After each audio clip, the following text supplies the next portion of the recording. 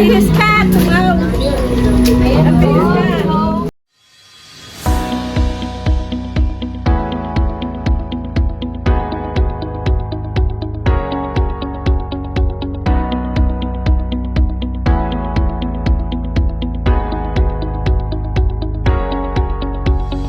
Hello kabayan all over the world.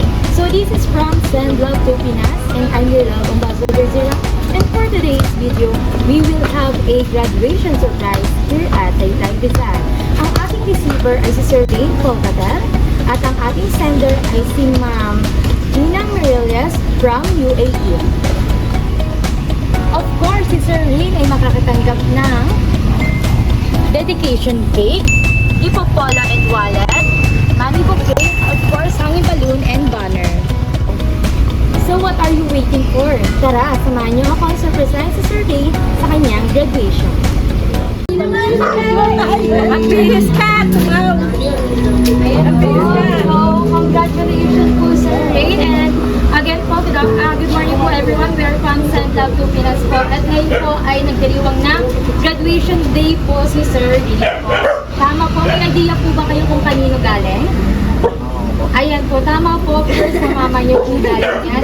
And Sir Ray, you will receive po a money bouquet po from your mom.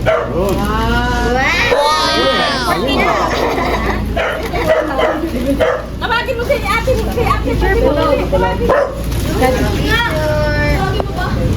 Basic kapon.